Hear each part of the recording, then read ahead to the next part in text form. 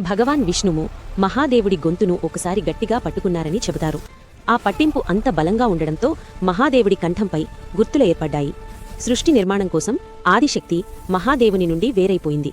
దాంతో మహాదేవుడు తీవ్ర విరహంతో అన్ని బాధ్యతలను విడిచిపెట్టి సమాధిలోకి వెళ్ళిపోయారు. నారాయణుడికి తెలుసు, మహాదేవుడు పశుపతి, ఆయన ప్రాణుల మీద జరిగే హింసను చూడలేరు. అందుకే భగవాన్ విష్ణువు గరుడదేవునికి ఆజ్ఞాపిస్తూ సర్పాలను వేటాడుము అని చెప్పాడు. దాంతో గరుడదేవుడు నాగరాజు వాసుకి మీదే దాడి చేశాడు. ఇద్దరి మధ్య ఘోరమైన యుద్ధం జరిగింది.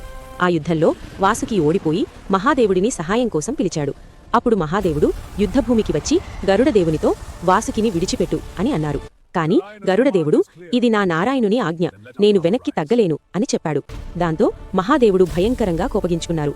ఆయన గరుడదేవుణ్ణి సంహరించబోతున్న సమయంలో అప్పుడే నారాయణుడు అక్కడికి వచ్చి, మహాదేవా, గరుడను మీరు హతమార్చలేరు అని అన్నారు.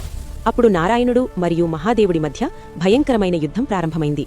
యుద్ధాన్ని త్వరగా ముగించేందుకు నారాయణుడు మహాదేవుడి కంఠాన్ని గట్టిగా పట్టుకున్నాడు.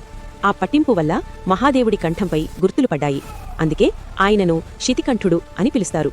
అది చూసి మహాదేవుడు తీవ్రంగా కోపగించుకుని తన త్రిశూలంతో నారాయణుణ్ణి చీల్చాడు. నారాయణుడు బాధపడుతున్నాడు అని చూసి మహాదేవుడు పశ్చాత్తాపంతో, కోపంలో నేనేం చేశాను అని అనుకున్నారు. అప్పుడు మహాదేవుడు తన శక్తితో నారాయణుడి గాయాన్ని మాన్పించారు. ఆ తర్వాత నారాయణుడు చిరునవ్వుతో, మహాదేవా, ఇది అంతా నా లీల మాత్రమే అని చెప్పారు.